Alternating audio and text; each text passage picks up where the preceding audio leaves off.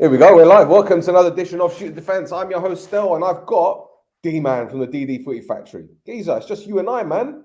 What's going on? Dynamic duo for now. That's it. It's all right, That's man. it. The best two, the top two. Of course. Standard. We don't need the rest of them. We don't need them. I'm going to say that, and Rod's going to jump on. Oh, fucking bastard. How you doing, mate?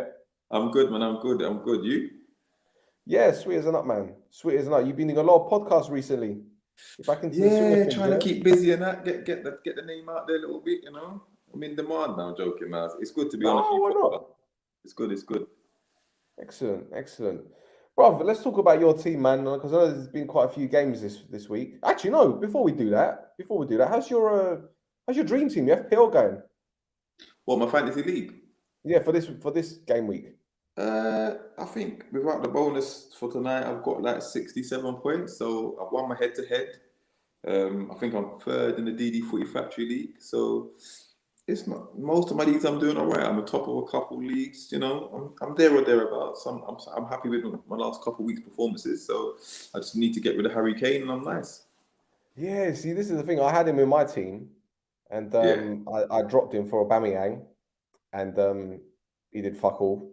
And I took him out. I put Lukaku in for this round, and he's done fuck all. But I can't complain. I made some big changes for this year because I neglected it for a couple of weeks. Yeah. And my changes they've got me out of a mess. Well, I took out Harry Kane. Sorry, I put Harry Kane in for Cristiano Ronaldo for the last 2 or 3 weeks, and Cristiano Ronaldo's got an assist and 2 goals since, and Harry Kane has blanked every single game. Did he score tonight? No, Harry who? Harry Kane? Yeah. Nah. I didn't even watch the Spurs game, so I don't know what he did. He did nothing. He did absolutely nothing. So yeah, he's a busted flush. He's finished. So you reckon that he's just not playing? Do you reckon he just can't be fucking arsed? I think he actually thinks he wants to play, but reality is he doesn't. Yeah. Mm-hmm. The summer have killed him. Yeah, and whether it's the Euro hangover plus the City thing, he just hasn't recovered, and he's just shocking. 1 goal against Newcastle, and that's it. Nah, he's finished. He won't get more than 15 league goals this season. No way. So yeah, I think he's done. Doesn't look like it, mate. Do you know what? The best analogy I can give is someone that's holding the winning lottery ticket. The wind blows it out of their hands, and it ends up in a lake or something. That was Harry Kane's summer, wasn't it? Yeah, that pretty much. Gonna go to City, win the title, win trophies, and gone. That's it. No more. His stock is plummeting. Like, there's no way no one ain't paying 150, 125 mil for him. No way. No chance. Not at all. Storm Levy took it out of his hands. Hurricane Levy. Fucking hell, Jesus. Right, I've got 72 points. Just saying. 72. Yep. How many did you make any points worth of changes? No. I had 2 free transfers in it. So I took out. I had Alan, because don't forget, because I still made some changes and whatnot throughout the season. I had money in the bank. I took Alan and I put in Jota, him as vice captain. Yeah, okay. And I recalled Lukaku and I swapped Aubameyang for Lukaku. So my front three is Ronaldo, Lukaku, and Wilson.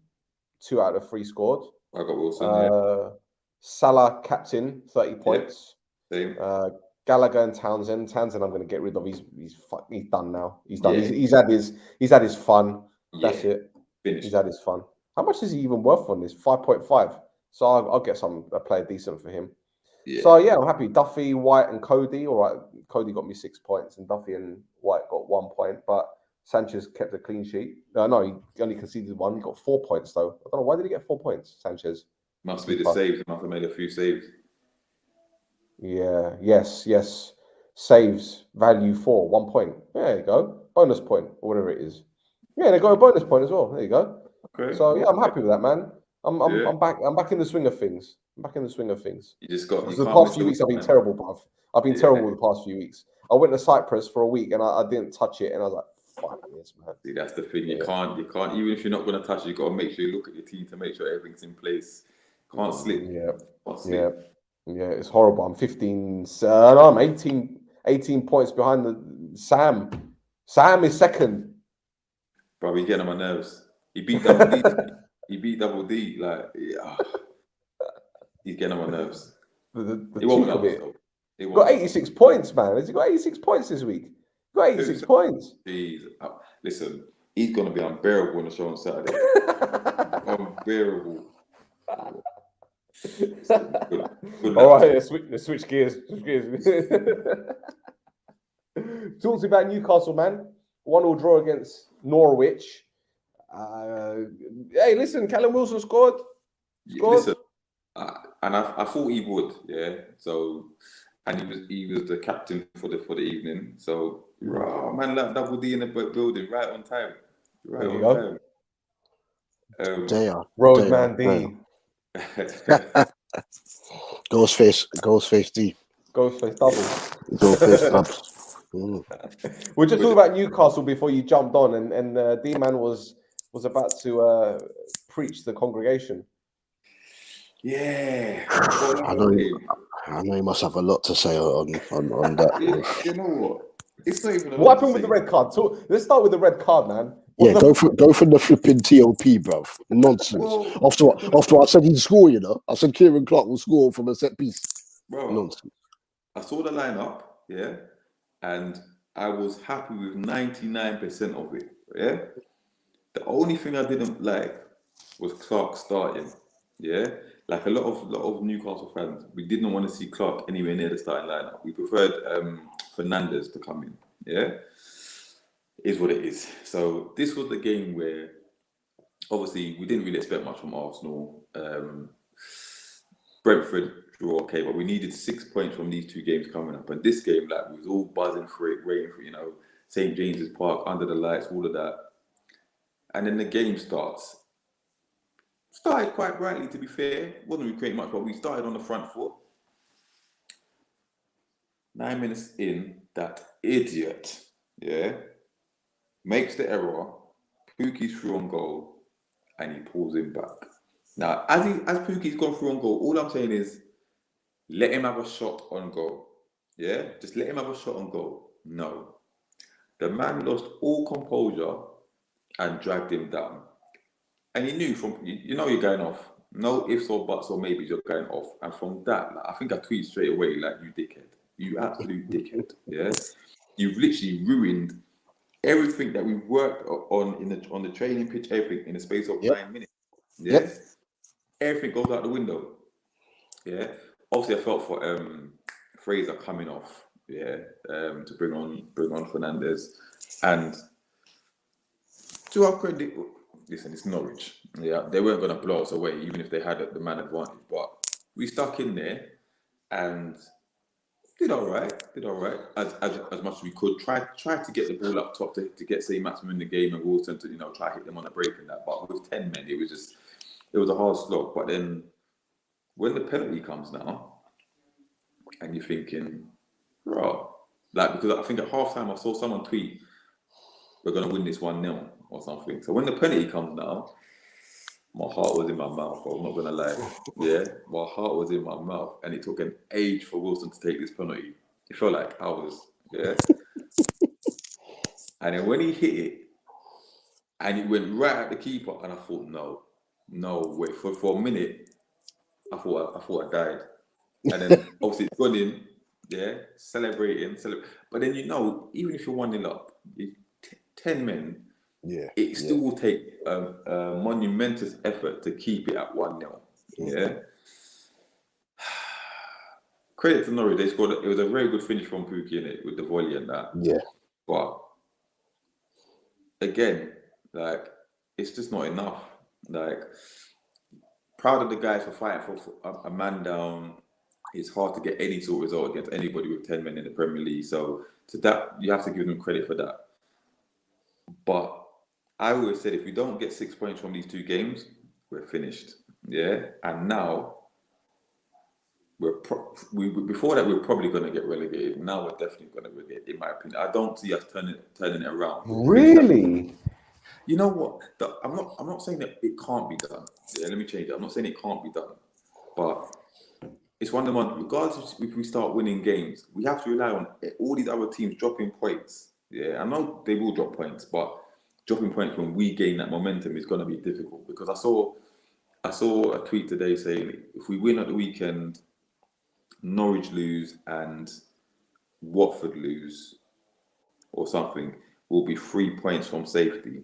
Yeah, that just shows the mountain that we have to climb. Because even if we get happy with our first win, we have to rely on both teams losing before we have a chance of seeing safety at that point. And then after that, this is the last game before we have one of the trickiest runs over the next 6 games. Yeah, and I'm not saying we can't get result, because if we get a win against Burnley, that will bring confidence, and the likes of Leicester and Everton, points are there to be got. I think there's another team in there as well. Like I think I said on one of the podcasts at the weekend on the Views podcast, I said of that run that we've got, I'm not saying we will win any of those games, but the only ones I fear is Man City and Liverpool. I think we play Man United in that time, Leicester, Everton,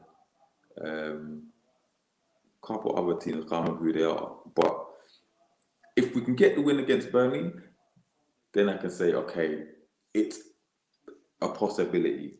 If we don't get any, if we draw or we lose, finished, completely finished. Because even if you get to January, we could be so far adrift. Yeah, who's coming to play for Newcastle, really and truly? Because we know that the 19 other clubs in the league hate us anyway, so they don't really want to sell any players or give us any players to help us in any situation. So it's going to be made even harder to attract anybody when you're so far adrift from everybody else. The positives, we didn't lose with 10 men. Wilson was scoring, and I think he will go on a little run. But defensively, you can't really take much from that game because we had 10 men. But I think he has to learn to have, obviously, start the back cross, start Fernandez, start Shaw, start Lewis. Those 4 have to start in defence. Yeah, and then you start from there. We obviously know up front is going to be St. Maximin and Wilson, but Shelby in the middle. But from there, you can pick your team around them. As long as those individuals start, we have some sort of chance. But the longer you go without, if we don't beat Burnley, we're going to be looking at Derby County levels of finishes. Yeah, that's how bad it could be. Yeah, so we just have to wait and see. But that game there just left me with a sinking feeling, and I actually felt for the individual that played the game, other than Kieran Clark, because he basically cost us. In my opinion, he cost us the 3 points. So it is a hard to take positive that we didn't lose, but still, it's just. As every game goes past, you start wondering where's the win coming from? Where is it coming from? So yeah, one of them. I found it funny when I heard Dean Smith saying the decision to give Newcastle the penalty was pathetic. Huh? Yeah. The man tackled anyway. Yeah, blatant penalty. Blatant. Yeah. But it's a head coach who again was very lucky not to have relegation under his belt at Aston Villa. So I don't know, maybe he's worried that it's going to happen again. Make no mistake, we'll still finish above Norwich. We're not finishing bottom of the league. We'll finish above Norwich, 100%. They are awful. They're awful. I don't care about new managers, but I don't care. They're awful. We're finished above them, so they're certain to go down. I don't care. Don't care. Where's he gone?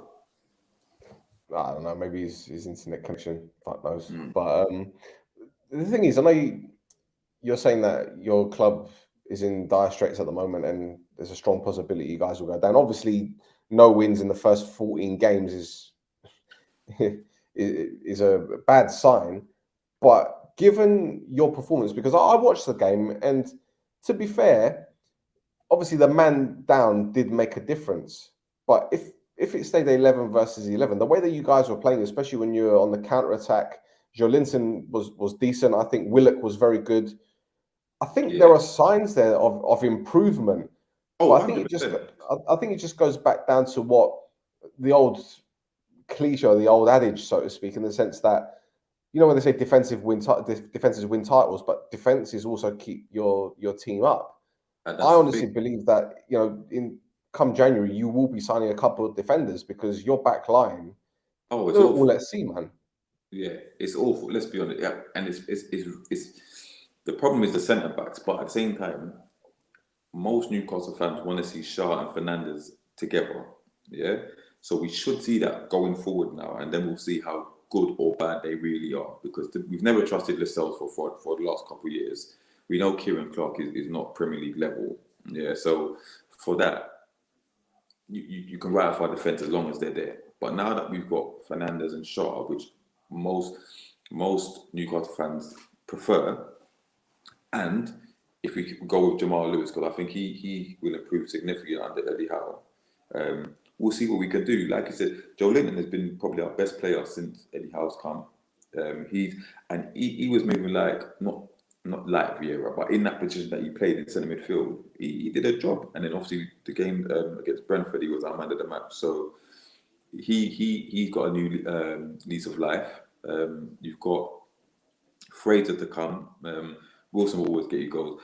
Saint Maximin has to step up his performances, because obviously he started the season very well, but he's just been pretty anonymous for the last few games. So he's due some good performances. But like I said, it's the defence.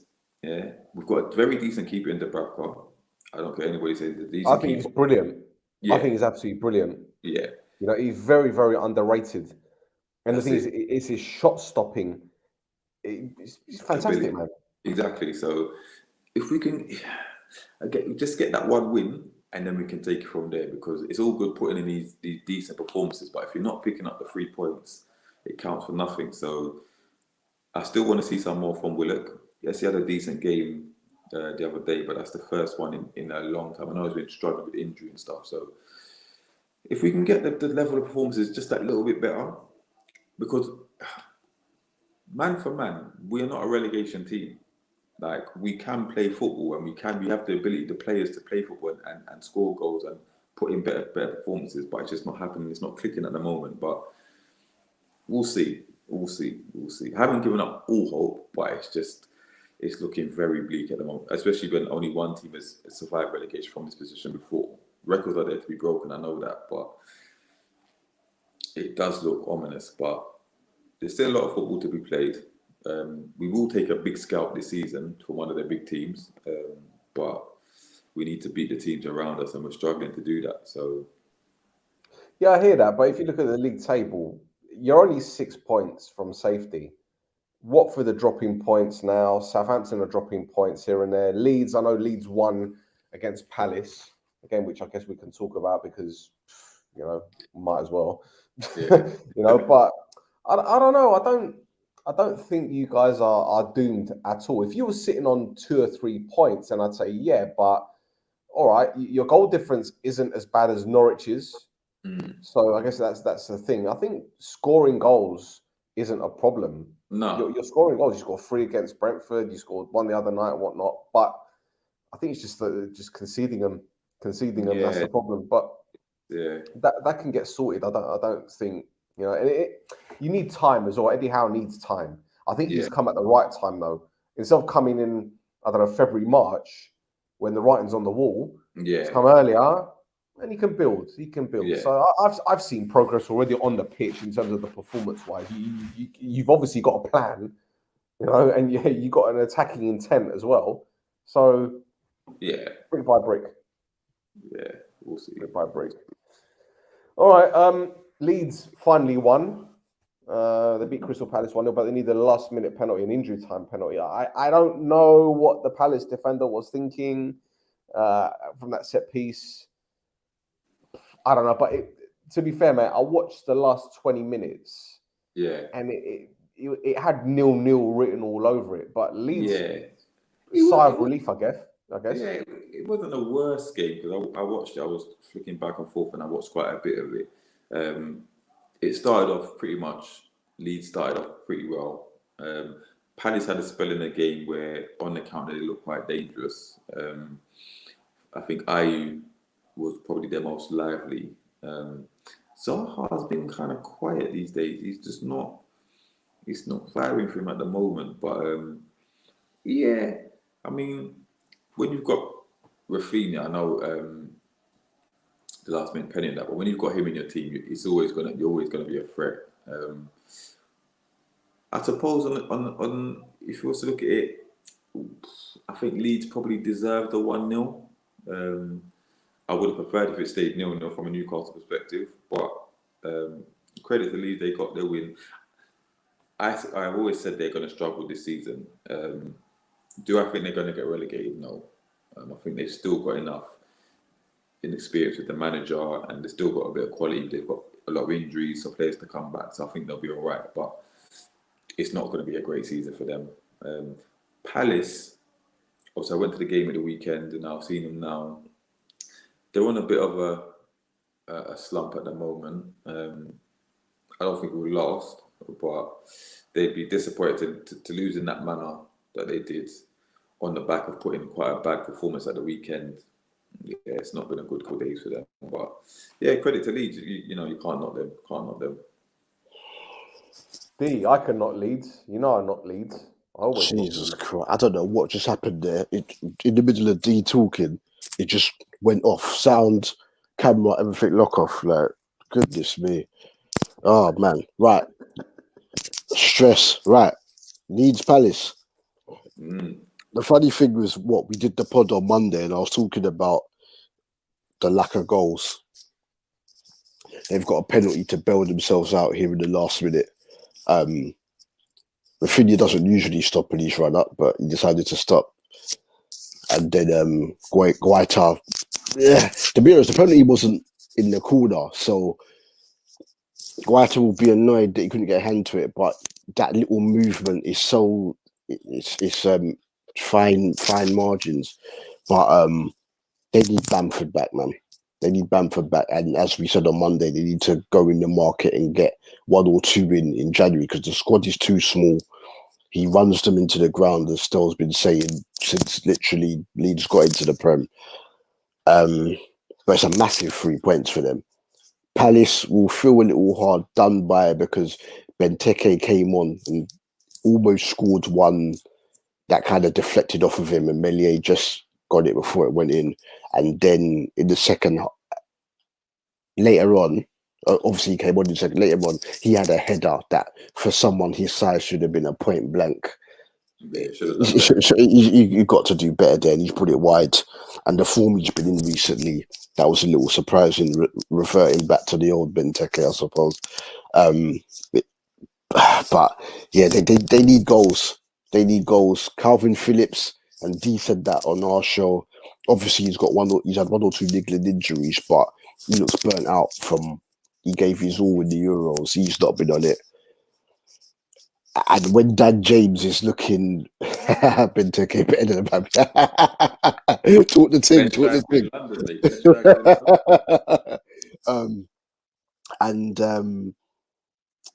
Yeah, they're just not with it. The football's not as fluid as it was. Someone's going to come knocking for Rafinha soon. Rodrigo should have scored right at the start of the second half when he came on, but he tried to take a touch. When you're 8 yards from goal, you should not be trying to take a touch. Just put your foot through it, man. It might go in off the keeper or what. Keeper might block it, get the rebound and score, but they've got issues scoring goals. Palace, I think they're 11th now? They'll be fine. Vieira's got them playing better football. It'll be interesting now with this thick December period going into January, how many changes he makes to the team. Because if certain pieces come out, their football's not going to look as good because they've not had enough time to play in this system. So we'll see. But hopefully Eze will be back soon. And I think Palace will be calm and I think they can get into the top half, to be honest. I think they can finish about that. I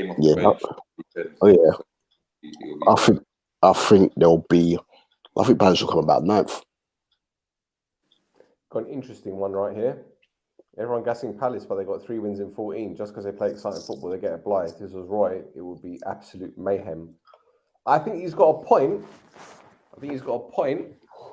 But I don't know, man. You see, I think Palace have improved in terms of their style of play, but they're not as solid, anywhere near as solid as what they were under Roy Hodgson. And see, this is the thing.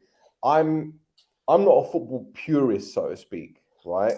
But then again, I'm not one of these people where it's like, I have to watch my team play exciting football. I don't care if I win 38 games 1-0, playing boring football. Because if you win a title, you don't have a little asterisk next to the name of the champion saying, but they play boring football.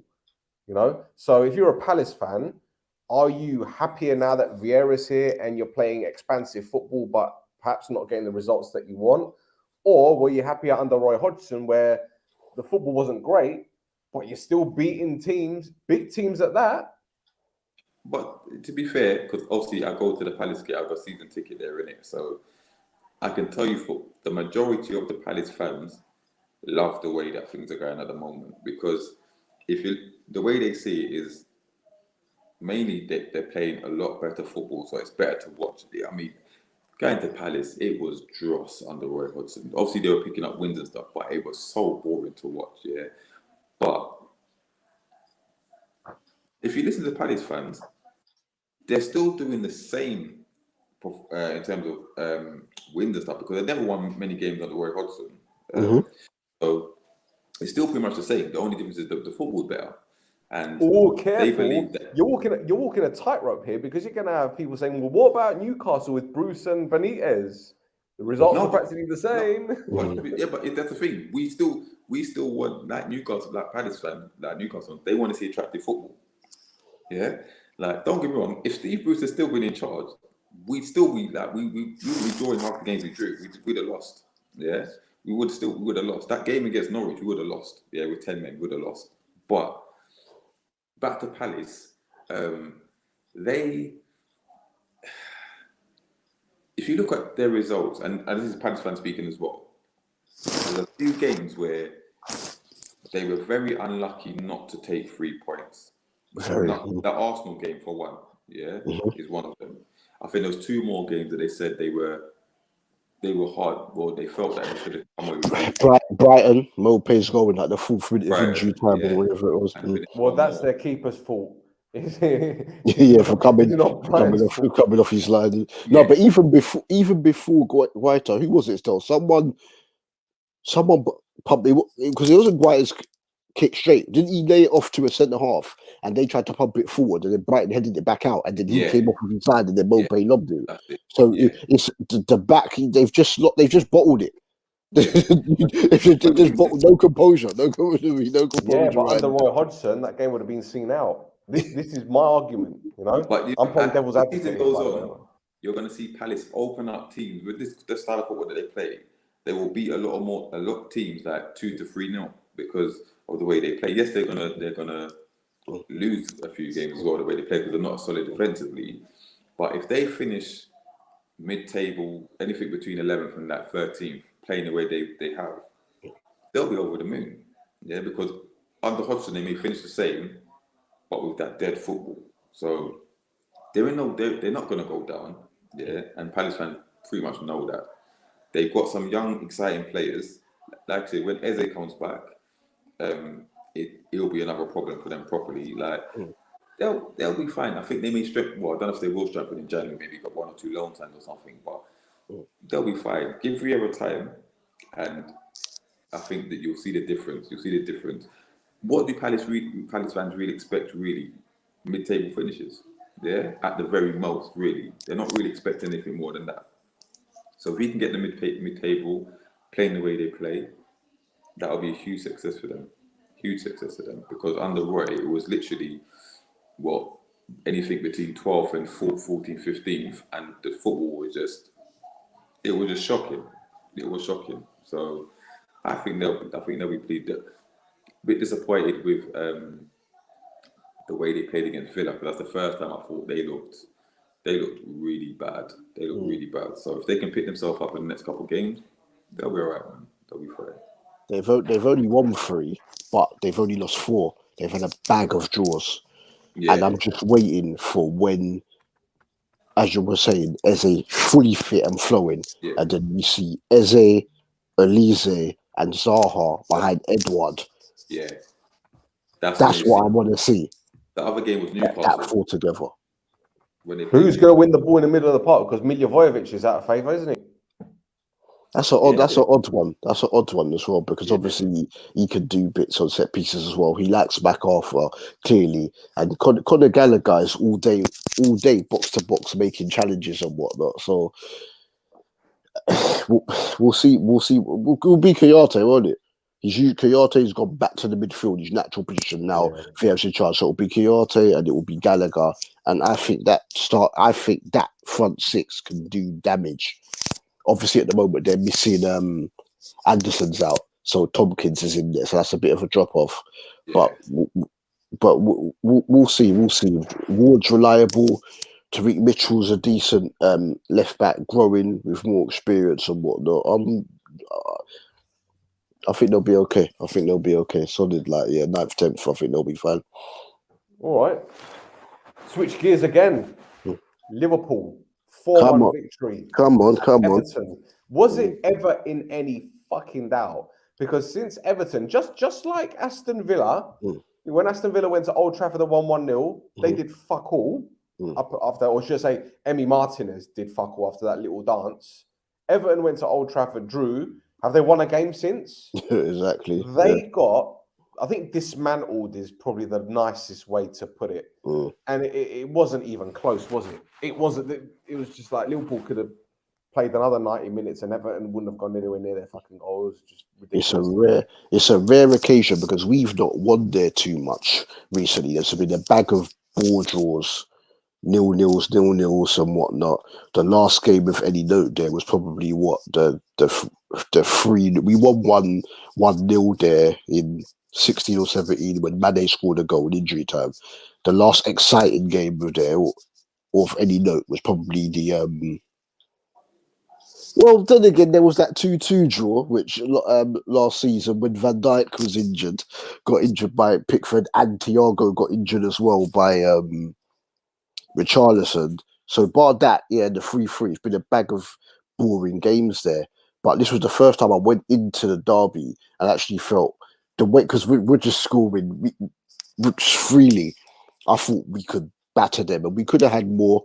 We started off first 20 minutes or so like a house. In fact, up until Gray scored, we looked brilliant.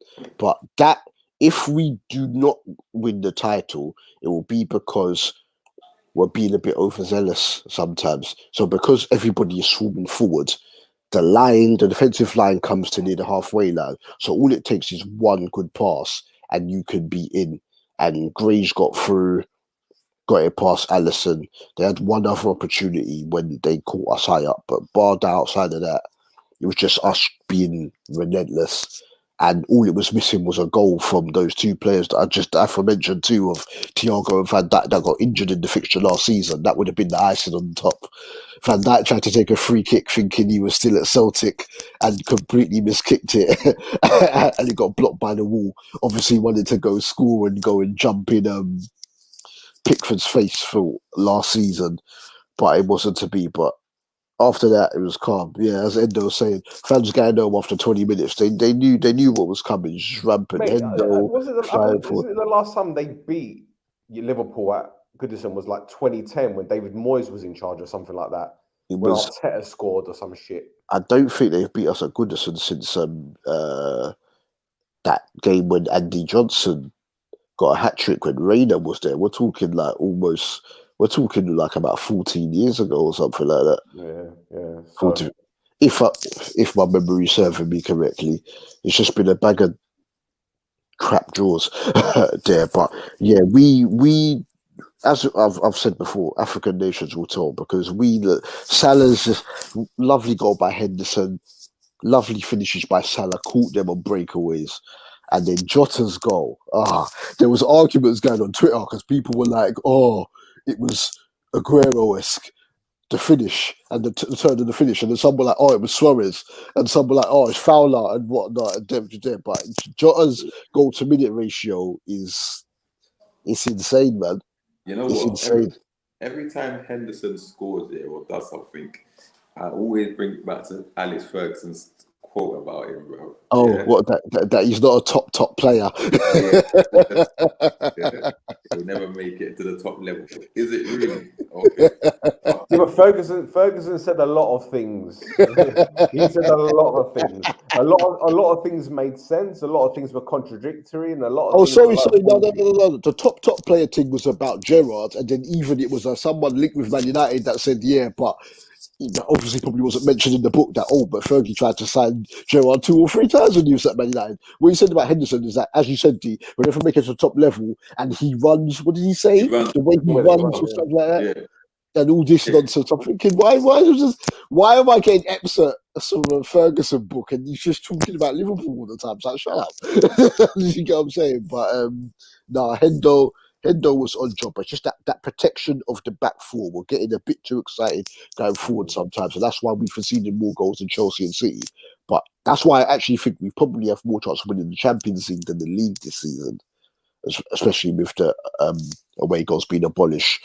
But we tighten up, we're good. We're definitely going to be there or thereabouts, man, because just rampant going forward, man. You're gonna get Benitez sacked. Paddy Power have already paid out, haven't they? Yeah, I think Benitez has been trying to get himself sacked since he got the fucking job, to be honest. They started off looking like, okay, Gray, Townsend doing their thing. Then a couple of iffy results. Then they drew as Chelsea United, and then since then it's just been. The thing is, it's difficult. It's very, very difficult to rule Liverpool out of being title challengers, not simply because of their style of play, but they're scoring goals left, right, and centre. 4 against Everton, 4 against Southampton, 4 against Arsenal, 5 against United. All right, they dropped points. They lost at West Ham, and drawing against Brentford has obviously hurt Liverpool. But let's be 100% honest, man. Like it's a marathon, not a sprint, and it's going to come a point where, all right, you could talk about AFCON all you like, but Chelsea are going to have players in that tournament. City are going to have a couple of players in that tournament, if not just Riyad Mahrez. Injuries will take their toll, and you know what? It's still too early to say that Liverpool won't. I saw someone, no names mentioned, and I've brought this up before. Someone at the beginning of the season had the temerity to say that Leicester would replace Liverpool in the top 4 because Liverpool have so many injuries defensively. Still, it was on numerous outlets. I've heard people say on the Football Terrace. People from the Football Terrace have come on 3 midfield and said the same thing. Everyone's like, yeah, Liverpool are going to come 5th, Leicester are going to come over them. And I just sat there, I just don't say anything. I just look. But what's it based on? What is this theory based on? Because we never bought anyone. Though the team that's gone toe to toe with free spending City, right? Won the Champions League and came second. What we just league by what a point. Then won the came second to them. Sorry, goodness me, lost the Champions League final rather. Then came second to City by a point and won the Champions League, and then came back and won the league. So bar what? Sturridge going, Ronaldo, Lovren, it's all the same crop of players. Oh yeah, Lallana's good as well. It's all the same players that did that. But apparently, because we never bought one in the summer, we're going to come outside of the top 4. Yeah. That's all it was. No, you know, I don't have much love for your club, yeah. But even I can see what the fuck is going on. Right, they're basing that theory on the amount of injuries Liverpool had last season, but Liverpool still ended up in the top 4. So where's the logic to say that Leicester, perennial bottlers, are going to finish? They thought that, especially the likes of Van Dijk, will never come back to that level that he was. Now, my thing is, he don't need to. He's still head and shoulders above everyone in that league. So I actually think Liverpool are going to win the league. This whole AFCON thing, if you look at the fixtures that Liverpool have to play, it might not even go ahead. Yeah. With this new variant, it might not even go ahead. It's true, but even if it does, they've got one difficult fixture, and I think that's Chelsea. Yeah. The rest, you still expect Liverpool to win those games. Yeah. They might not score 3 or 4, but when Salah and Mane come back, they're going to go back to scoring 3 or 4. I think the defense is not better than City's or Chelsea's, but it's still a very good defense. And the attack at the moment is better than both of those. So I think they're capable of winning that league. I think they're going to do it. Abdi put one here saying he had United to finish above Liverpool. That's because you got CR7 fever. A lot of people got CR7 fever. It's understandable because when you've got someone that's a goal machine, which we'll go into in just a moment, naturally you're going to put United as title favourites. And there's a question again. D, is it concerning that your attack is scoring at a mad rate, but you're still third? Isn't that an endowment on your defence? Not really, because if we, it's only 2 points that were behind Chelsea, and we never took advantage of when we played them earlier in the season and we had 10 men. Chelsea actually defended very resolutely in that game and restricted us to efforts from like the edge of the box. Though Mendy had to make a bag of saves from Trent, Robertson, Fabinho. But from that range, you'd expect them to keep him out because he's been unbelievable since he's come in the Prem. But no, not really, because it's only 2 points. If it was bigger than 2 points, I would be worried. But we've played those two teams. So no, I'm not overly worried about that because I expected it to be that free anyway. I was people were having the temerity before the season started to say, "Oh, have Man United got the best 11, one of the best 11s ever in the Premier League and whatnot because they got Cristiano and Varane and Sancho and all this and whatnot." So they were obviously expecting United to come above, and I was like, no, I didn't believe into that app because I didn't believe in Solskjaer. Also, as well, there's certain players. Were they saying that when Di Maria signed and when Falcao signed? Listen, by the end of the weekend, Liverpool or City will be top of the league. By the end of the weekend.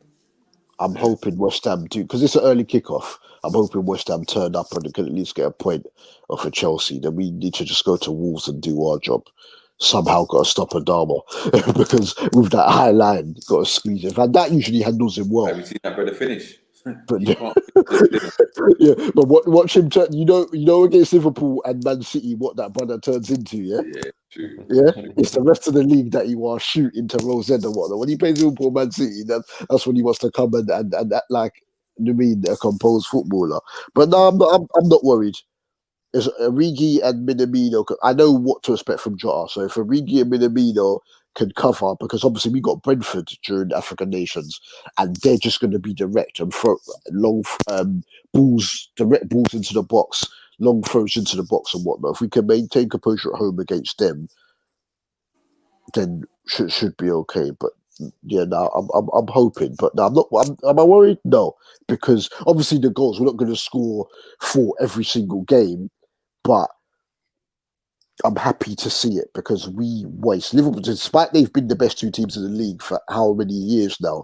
Liverpool and City are both very, very wasteful teams. But this season, Salah is just, funnily enough, as he's meant to be signing a new contract, he's putting in them chances that in previous seasons that he's been missing. And if only he could have had one of those goals in the 18-19 season when we drew with Everton, then we would have won. We would have scooped the league then. But some lovely finishes. But now it's a joy to watch us at the moment, man. It's a real pleasure to watch some of the football that they're playing. I don't think you guys have scored less than 2 goals since the Chelsea game in the league. Yeah. That's the only time. That's the only time this season we've not scored 2. 2.5 goals on the betting slip, mate. Liverpool every week. Fuck that. And the goals are coming in all different types of ways. On the counter attack, we used to not do anything on set pieces. Now I think we're second in the last couple of seasons in terms of goals from set pieces. That the goals are coming all different types of ways, getting to the byline, cutbacks and whatnot. No, it's just wicked to watch. It's just wicked to watch. Hopefully we keep it up. All right, boys, let's talk about tonight's game then. United 3, Arsenal 2. You're going to hear people saying, "Oh, it was a great game for the neutral." I think it was a shambolic game of football. It was shambolic. And I'll tell you why it was shambolic. You're talking about arguably, the best league in the world. And neither team could fucking defend. It was terrible, man. It was terrible. And do you know what? If I was an Arsenal fan, I would be pissed off with Odegaard because what he was doing to concede that penalty was absolutely bonkers. I would also be pissed off with the way that Arsenal constantly overran United, not only in the middle of the park, but in wide areas. It was just constant wave after wave. And yes, United had counter-attacks, and yes, United made the most of their opportunities, yada, yada, yada. But there was a lot of incident in this game. There was obviously the foul on the hair by Fred. The hair's gone down, and Arsenal have quite rightly played on. You're going to have people saying, "Oh well, you know, in the interest of fairness and what's the word, sportsmanship, they should have put the ball out." Man, his own player. Shut up. Yeah, the thing is, they didn't know that happened. But the thing is, in all fairness, and I'm not trying to be like the typical United fan, but 9 times out of 10, when a goalkeeper goes down, the referee stops the game straight away, right? But I think the referee did the right thing. He carried on. Yeah. You got to play to the whistle. But when you see when the decision was made, the head jumps up and he starts chasing after the referee. Mate, carry on playing dead. Yeah, At least make it seem as if like, all right, you are genuinely injured, even though you're not. At least hobble a little bit, you know, do a bit of that. What's it called? What's that film that Tom Hanks was in? The soldier one. What's it called? The limbs are falling off. What's it called? You know what I'm talking about? Yeah. Pretend like you've lost your kneecap or something. But no, it's David De Gea, you know, whatever. So that happens. Then finish though. Yeah, good finish. Very good finish. Another player who I had in my dream team and I took out after 2 weeks. I kept the faith. Jesus Christ. And then United equalised. Fred with the assist. Come on. Bruno Fernandez scoring his first goal in about 10 games. and this is another player who, again, look, I'm a United fan, right? But I have never understood the fuss about this guy. Never. And people will say to me, he was a big game player for United last season. Yeah, when there isn't anyone in the stadium, that's well and good. When your hero isn't on the same pitch as you, apparently you're trying to outdo him. Apparently he's better than Bruyne. Apparently. Oh, get the fuck out of here! I don't know. But it's because it's stats. They're looking at stats. The assists that he was putting up and the goals he was scoring, whether they were for penalties or set plays or whatever. The stats were phenomenal. So people took that as he's a great player. But if you watch him play, every assist that he does, it's 6 or 7 wayward passes that this brother does. Yeah, he runs around like a headless chicken. Yeah, and he's always on the floor. Yeah, people don't really talk about that much. But when you see the numbers were phenomenal. Yeah, but when you look at it properly, like that's why people don't give Ronaldo Silva the credit that he deserves. He's only now getting it because they don't watch him play. They look at the numbers. Oh, he doesn't get enough assists or enough goals. But if you watch him play, he's a phenomenal player. But we're too obsessed with numbers these days. So that's the nearest thing City have got to David Silva.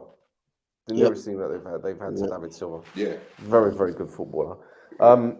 Then what happened? Yeah, so United make it 2-1 through Ronaldo scoring his 800th career goal. I was shocked to hear that. Not because it's him, but when I hear that number 800 goals, isn't it? I mean, I think Thierry's got about 400 odd in his career. When they ran down the numbers for every club, am I right in saying he got more than 100 goals for Juventus? Let me check that out now. Actually, in 3 years, he must have been around. He must have been around that. So it's like 101 or 104. Because you got to think of the Champions League goals as well, and the cup goals. Yeah, that's still phenomenal. The Coppa Italia goals. So yeah, but that's standard for him. 3 years there. That's like 33, 34. That's standard for him, man. That's nuts. That's still nuts. He got 30. He got 29 in 34 last season in Serie A. He got two in the Cup, 4 in the Champions League. The year before, he got 31. So that's it's 50, 60 goals. Got 21 the year before. Thereabouts. He's running close. But like you said, crazy. 800 goals. Well, now it's 801. But that's a madness. That is an absolute madness. It's incredible. It's absolutely incredible. And the thing is, no one can say that, you know, he's banged goals in like Hungary. No disrespect to the Hungarian league or the Cypriot league, for example. These are La Liga, Serie A, the Premier League, the 3 best leagues in the world. And he's just gone there. He's like, oh, okay. He's 11 and 16 this season for Man United as well. Very impressive. There you go. Very good. So, why? Listen, I'm gonna ask a very controversial question here, right? And I'm gonna get a backlash for this, but why don't people ever talk about him as one of the greatest ever Premier League players? Because whenever I hear it, I see Henri, I hear Cantona, Shearer, do you know what it is? Zola, Bergkamp, but this guy's hardly ever mentioned. Yeah, but the reason that I believe is like before we come back to Man United, if you look at his career there, he was mainly not. They made him like he was a goal machine. Yeah, he had one outstanding goal scoring season. Yeah, so for that alone, I don't think he needed to have 2 or 3 for him to be seen as a Premier League great, and also the fact that his prime was in Spain. Yeah, he took it to another level in Spain. So I think that's where a lot of people focus more on his performance for Real Madrid, whereas Man United was seen like, not to be disrespectful, but like a stepping stone to his greatness. Yeah. Yes, he won the Ballon d'Or. That was based off the Champions League and stuff, but that's when he was starting to come into his prime. But then when he went to Spain, he took off onto another complete different level. So to me, everyone remembers that one season that he had. That one season. Yeah. So can you really call him a Premier? Listen, he's an all-time great, but can you call him a Premier League great? Well, in that one season, he got the Ballon d'Or. Yeah, he did. He's the only Premier League player to got it, right? He came into his own more when Van Nistelrooy left, because at his first, I'd say probably 2 seasons especially, I thought he was just some show pony. And then he just emerged and came up, and then he just got better and better season upon season. And I think that's probably why. Because don't get to it, some people put him top level, whatnot, but I think if you go pound for pound and go through since Prem started, I think he'd probably only make the bench if I was to pick an 11, if I was to pick a Prem 11. Due to though I hated United back in the day, I thought Ryan Giggs up until probably about the 99-2000 season. That name is banned on this show. Sorry.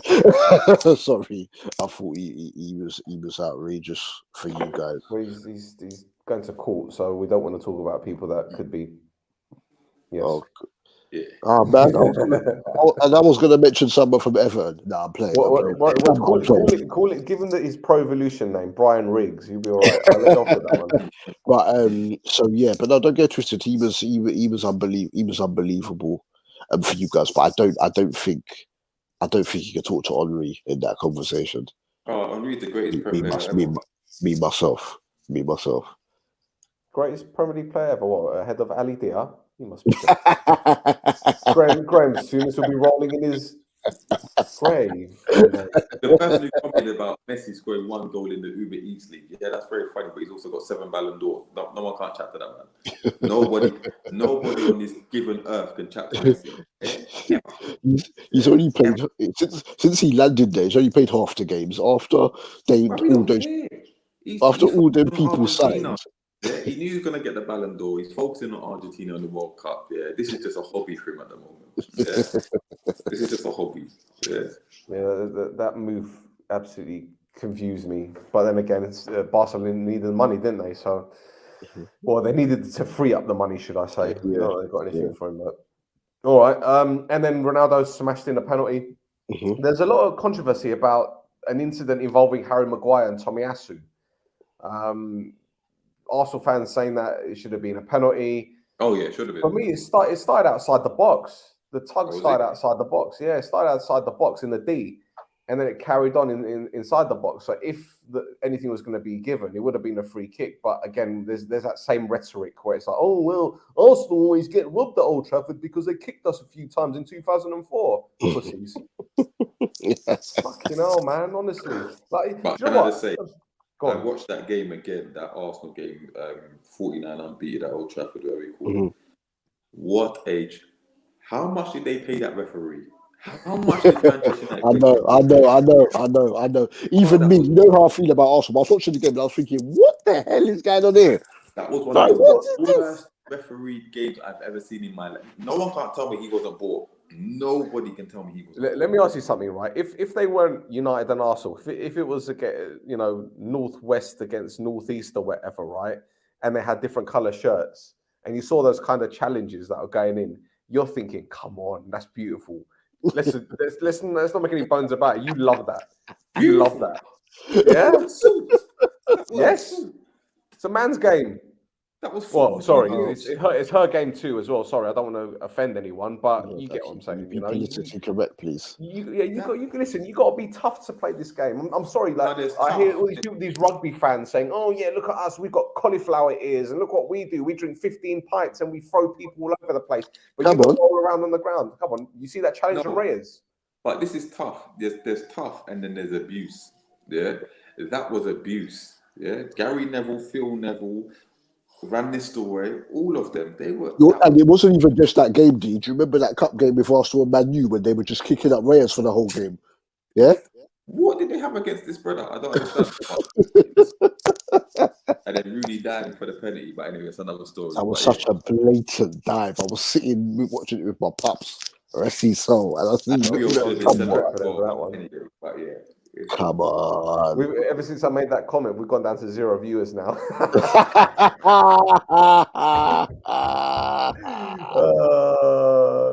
You cannot cancel someone that's already cancelled. You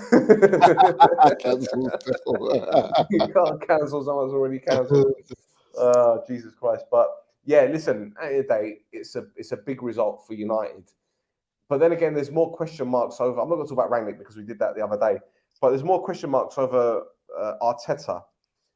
And in all fairness, boys, and again, people are going to slate me for this, but I think Arsenal were the better team in terms of the possession, dealing with the ball. All right, defensively, they were shambolic.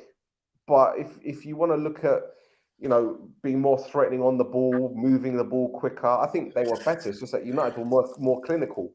Yeah, they were. The first 20 to 25 minutes, that I thought Arsenal. Well, why I saw of it anyway, because I had some stuff to sort out, so I was drifting in and out of the game. I wasn't expecting it to be the social media derby to be as end to end as that. I thought it was just going to be boring, but remember, you were ducking in and out. What do TVX have a 9 o'clock free view now? Have they moved from midnight to 9 o'clock now? God. I was doing a flipping article, you muppet. but do you remember what I was saying to you? I said, I don't know how the game's going to go, because I said both these teams cannot manage the game properly, so therefore they're both best when they counter-attack. So how's it going to go? It ended up being like end-to-end. It was kind of a thriller. It was like also throwback Man United and Arsenal game, to be honest.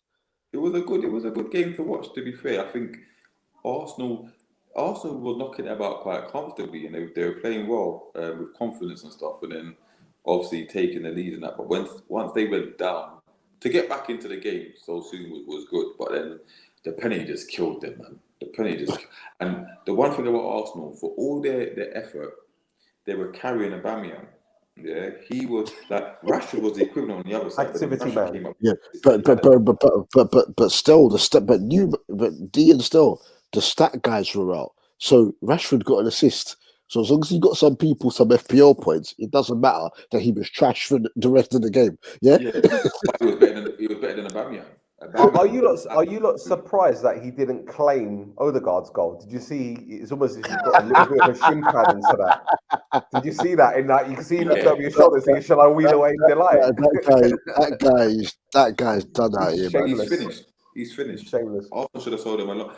Ever since he signed that new contract, he's done absolutely nothing. Absolutely nothing. So he needs to get dropped. He needs to. He can go to Yanimais and get his car done up again. Windows and everything, so no one recognises him. Or he can take another photograph on Instagram with him sitting in the boot of his car, because hey, that's the closest he'll get to 3 points. Getting on his license. He's worse than Harry Kane right now, bro. He's worse than Harry Kane, and Harry Kane is absolutely awful. You lot turned over to the social media derby. If you see what Kane was doing in that Brentford game, man, they were trying to get him in. I don't know what. It's just so slow to react. But then when he plays for Tottenham in the Conference League, or he plays for England, his reactions are much sharper. I don't know what's going on. I just don't. It's just ridiculous, though. It's coming home, though. That's why. It's coming home. He's got that in his head. Like, he's got 3 lines in his head. Like, he's being brainwashed. Absolutely ridiculous. But yeah, it just goes to show there's a lot of work to be done at both clubs. And that run of games that Arsenal had, allowed them to look that they were better than they actually are temporarily. Just like, obviously, we're talking about Palace already won 3 games, but Palace over the first 10 or 11 games had like the hardest fixture list by average of last season's positions in the league. So when they played more of these teams in and around them, the Leeds and whatnot, we're going to see.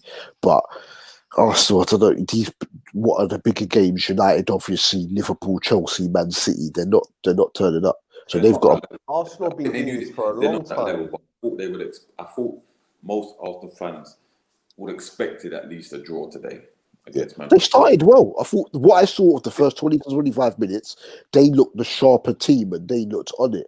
But this is the thing. Then obviously the goal, no one wants to concede a goal just before half time. But Arsenal don't react well enough in games when they go behind. They don't like getting punched. Until they improve that, they're not going to get to where Arteta wants to get them. Because they don't score enough goals either, man. I heard something on the telly. I was watching it on SuperSport, the South African channel, because the commentary was much better. And the commentator said that Arsenal have only scored once past the 75th minute this season. I mean, that's got to be a concern as well, man. Because when you're chasing a game and you need a goal, and that goal. And still, that goal was ironically against Crystal Palace, who were continuously getting mentioned throughout this pod. Boys, before we move on, there's one question. This is totally out of the blue. Eddie Nketiah was brought on, and I heard that he rejected Arsenal's contract offer 24 hours after being given it. Now, why is he? And he's asked to leave. So why is he being brought on? Were they that desperate? Why would you bring on a player that doesn't want to be at the club? Who else did they bring on? Martinelli always started, so they usually bring him on. They brought in Lacazette as well. Who else on the bench could they really? Pepe? Like, was he even in the squad? I don't know.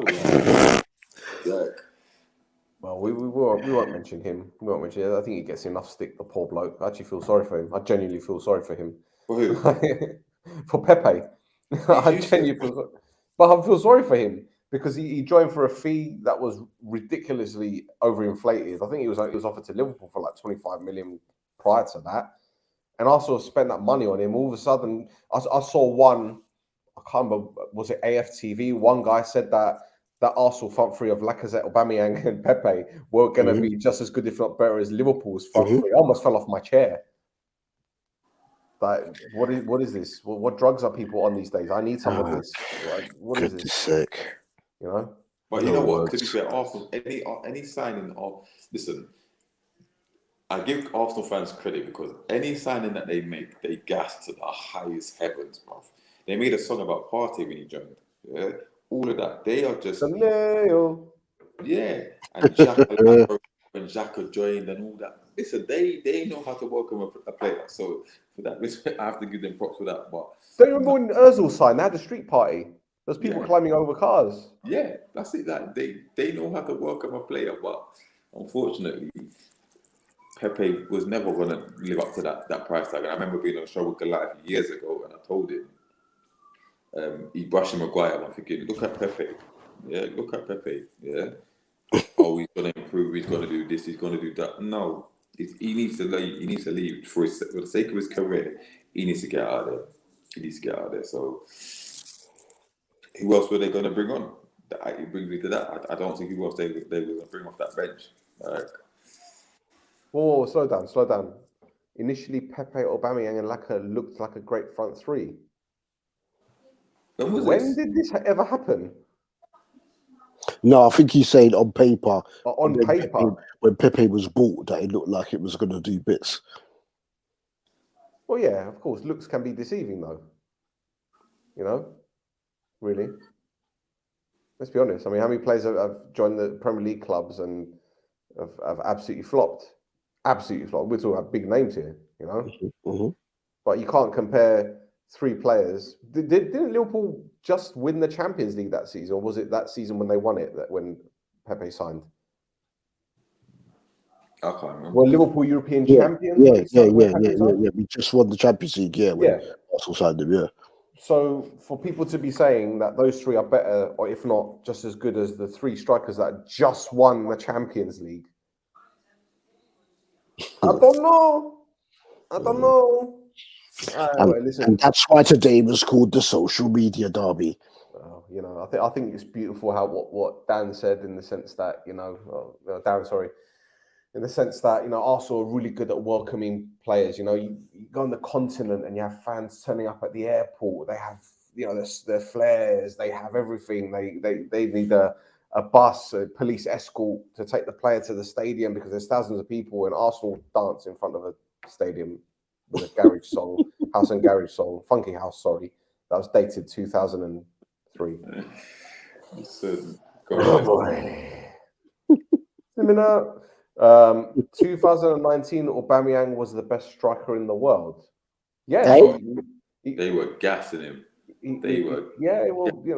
Hey, listen, if Yo Pierre is Ballon d'Or worthy, then hey, give it to him. Give it to him right now. Hey, they gave him a Champions League qualification bonus without even qualifying for the Champions League. So why not? Yanimais around the corner. Have we got any other games to discuss that you want to get off your chest? We've gone on for an hour and 5 minutes, so we're boring people senseless. Man City. End on Man City. Yeah, end on City. Why don't we end on Harry Potter? Because Rhodri was fucking bullying me this morning, saying, "Oh yeah, this guy manager was getting booed by his own fans." Well, they drew against West Ham. Yeah, it's all about Man City. Fuck it, it's all about Man City. He went to the fans to applaud them and whatnot as well. Gave it a bit, Listen, this guy slept on the streets, right, to prove a point. Yeah, he slept on the streets. You remember? Did you see that? No, I didn't see that. You didn't see that? Graham Potter slept on the streets, right? To promote homelessness. This was quite recent, a couple of weeks ago. He slept one night on the streets with his assistant coach. Not like that kind of thing, but as in on the streets. Oh wow! Like to promote like awareness for homelessness and that kind of stuff. And this is how they repay him. I'm telling you, listen, them fans are idiots. There's no way they should be booing Graham Potter. Like, where are they in the league? You're punching above your weight. Listen, and that's what he said. He's football heritage. You get me? He said that. Look at this club in the Premier League. You're playing football. They're ninth. 2 points behind United. Relax.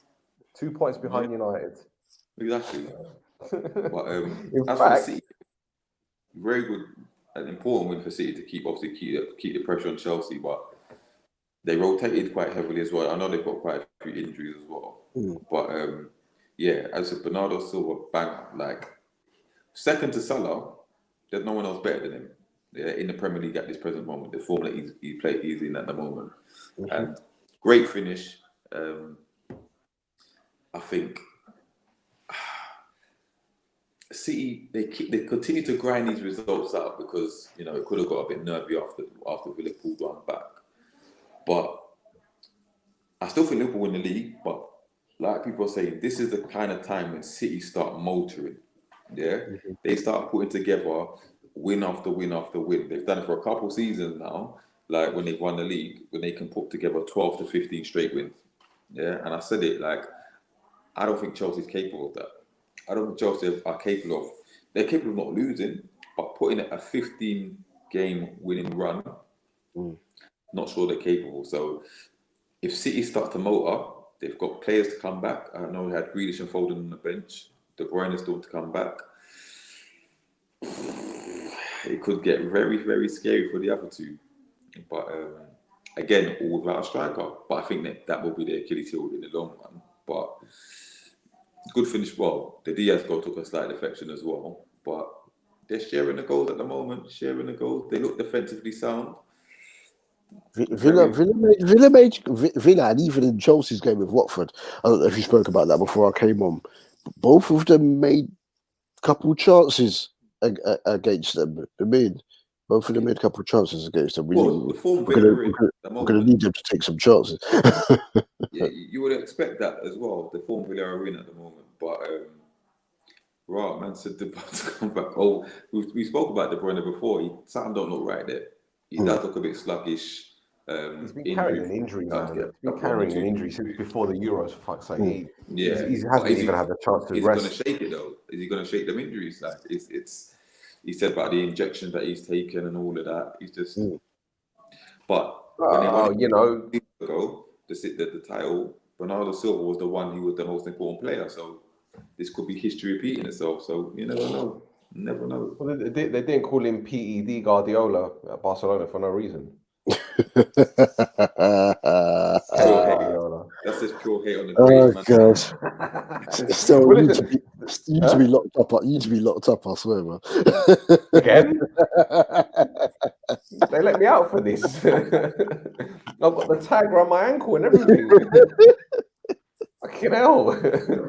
At least give me this sense of freedom. I had COVID for fucking 10 days. Jesus. I'm going to have people messaging cancelled. Stel, I wish you died over COVID. I've had those threats before, man. It's all right. Wow. This is nothing. Oh, yeah, you should see my Instagram. The threats I've been getting from fans from... I'm not going to go into that.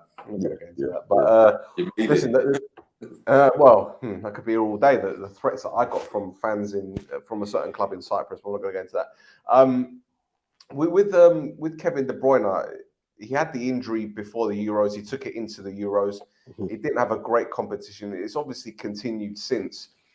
The problem that City have right now is obviously they don't have that central striker. And a lot of people have been saying, they need a number 9, haven't replaced Aguero. And Jesus has done well, but he's no Aguero. Now, if you're going to play Pep Roulette, as you call it, as many people call it, Mahrez is going to play... what's his name? Grealish is going to play yada yada yada. Yeah, you're going to need a focal point that can create opportunities. Now, Kevin De Bruyne has been immense for him since joining, but I think Bernardo Silva has now taken that mantle. He's taken that mantle, and I think it's going to take time for De Bruyne to get back to full fitness. But the problem is he going to get a recurrence of the injury? And I think that's the biggest concern more than anything. Now, if he's given a prolonged period out, great. But now's not the time that he's going to be able to do it, because Christmas period, games tick and fast. Christmas, 23rd, I think there's a game, and then it's Boxing Day, then it's New Year's Day. When are they going to have a break? If City had the World Club Championship to contend with, then that would have been the great time to give him that rest, because you're going to the Middle East. I think it's in Qatar this season, if I'm not mistaken. Or Dubai, yeah. So you could go out there, 40 degrees, relax, do your rehab there. You have a week out, maybe a week and a half, just to set yourself, and then you're back in it. But unfortunately, this is going to Chelsea now, and Chelsea have the ability to send a second string team out there, and they'll walk it. Because the quality of the teams that they're playing, and this isn't a knock on the teams that are there, it's just fact. Chelsea could play a second or third team and they'll still win that tournament. Definitely. We'll see. Just easing back into it, man. Like I said, Bernardo Silva is carrying that at the moment, so there's no rush to bring him back right now. Good one. I know he was missing this game, but obviously he's to come back. They'll be fine. Okay, boys. Shall I give you a brief update on the league table? Shall I tell you? Chelsea are top 33, City second on 32, Liverpool third on 31, and then there's the rest. That's all it is. Your Turkish has got a show called the Top 6 Show, right? You should just call it the Top 3 Show. There's no point. Forget the other 3 teams. Forget them Turkish, mate. They're not. They're not on levels. They're not on levels. I'm just annoyed that we're so good, being so good in the last few years, and it's only been one Prem because of how good, especially City, have been. It's annoying because when Klopp goes, boy, if we don't get that next appointment right, boy, I'm not looking forward to it, man. Stevie Gerrard. Yes, Stevie Gerrard. But remember, all them our best players are like 29. Even Virgil's 30 now, so it's gonna be interesting. Oh, come on! You worried about a 30-year-old Virgil van Dijk, for crying out loud? He could play for another 5 years. No, not right now. I mean, later on, man. You're worried about 5 years from now? 3 years. 3 years. So you mean to tell me that Konate can't become a decent central defender in the next 3 years? On that level, I don't know. He could be Well, very no, I good. mean, Van Dijk is a different level. It's like Vidic levels. It's like, you know, but this is what I'm saying. Like, okay, look at Barcelona, for example. I know this might be a completely different analogy, and people are going to shoot me down for this, but I don't give a shit. Look at Messi, right? He's gone, and people are saying, "Oh, Barcelona ain't going to be the same without Messi." Yeah, they ain't going to be the same. But in 2-3 years' time, they might find a player. Obviously, not to that level, but again, a focal point, someone that can carry them through games. I don't think it's going to be Memphis Depay. It ain't going to be Aguero. You know, it could be. It could be Ricky Puig, but he's not even fucking playing at the moment, is he? I don't even use him, but no, Pedri is ready. Gavi can play. And you've just said Ansu Fati. So people should enjoy Barcelona being not very good at the moment, because in a few years they're going to be better. So they won't be at the level that they were before, though. Let's be 100%. Oh no, of course. I mean, that was a golden generation. It was like when Ajax won the Champions League with those players from the youth academy, your Overmars, your Van der Sars, Seedorf. It's like with United with the class of '92. Fucking bore me with them cunts. Yeah. Anyway, boys, that's been another episode. Thank you for jumping on. Thank you to everyone that's been contributing in the chat. You lot are brilliant. Apparently, I'm the architect of my own downfall. I've been down and I brought myself back up again. So I have a ladder, a very long ladder. Yeah, it's fun. You know, it's fun. No one really gives a shit about what I say because everyone should know me by now. I just say what I mean and I mean what I say. Gentlemen, plug your shit, please. Boy, you can catch us on the D&D Footy Factory show every Saturday, 10 till 12 on top of FM 95.5. Twitter handles there at DD Footy Factory _. My individual one on the socials is illphenomenal25. That's phenomenal with an F. If you can't spell it, you can't follow me.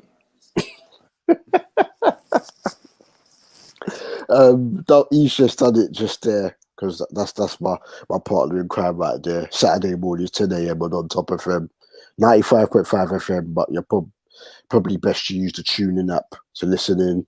You can catch all our podcasts and previous radio shows on our SoundCloud, which is D&D Football Factory as well on SoundCloud. And if you're not a SoundCloud guy, you can catch them on Under the Shoot the Defense Media Network on Audio Boom, Spotify, whatever, Apple Podcasts, whatever you get your podcasts on. And my @ is @DD-DUBULDEE.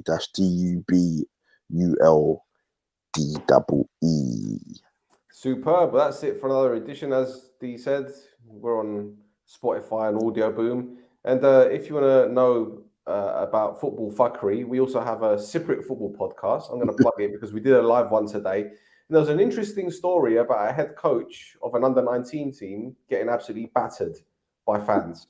So there you go. Oh, wow. There you go. And if you want to tune into last week, there was a great story about Ketspire using a kebab shop as an excuse why his team lost. But you have to watch it to hear the story. So until next time, ta-ra.